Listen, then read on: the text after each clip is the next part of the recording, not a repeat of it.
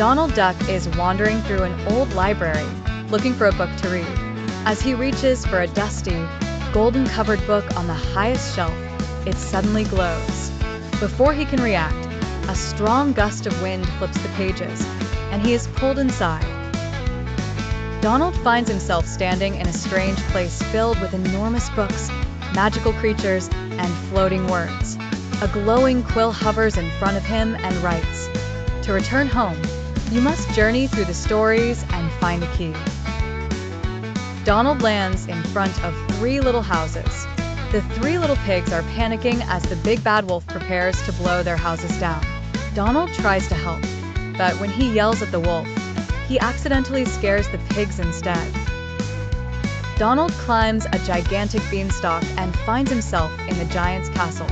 The giant chases him, shouting, "Faith fi fofum." Donald dashes around, avoiding getting caught, and barely escapes by sliding down the beanstalk. Donald stumbles into Wonderland, where the Cheshire Cat grins at him. "Are you looking for the key?" the cat asks, vanishing and leaving behind only his smile. Donald is soon surrounded by a talking deck of cards demanding that he play a game. Before he can refuse, he lands at the Mad Hatter's tea party. The Hatter offers him a cup, but as Donald drinks, everything around him spins, and he falls into another story.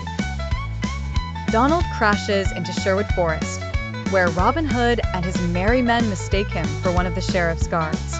Donald has to prove he's not the enemy by helping them steal gold from the rich to give to the poor.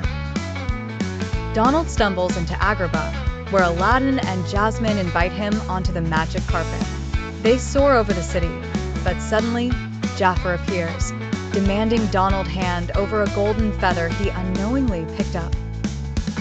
Donald lands in a frozen palace, where the Snow Queen watches him carefully. "Do you seek the key?" she asks. Donald nods, shivering. She points to an ice puzzle he must solve before moving on. Next, Donald finds himself in front of a house made of candy. Hansel and Gretel warn him, "Don't eat anything." But it's too late. Donald has already taken a bite. The witch cackles, ready to cook him. Donald barely escapes. Donald lands in a town where the Pied Piper is playing his flute. The music forces Donald to dance uncontrollably until he manages to plug his ears and run away. Donald finds himself in a beautiful castle, but everyone is asleep. He stumbles into Maleficent, who tells him he must wake the princess to continue his journey. Donald nervously tiptoes towards Sleeping Beauty and claps his hands loudly, startling everyone awake. Donald meets Pinocchio, who complains that his nose keeps growing. Donald tries to help, but each time he speaks, Pinocchio's nose stretches. Frustrated, Donald hurries away. Donald suddenly finds himself in the woods, where Red Riding Hood is running from the big bad wolf.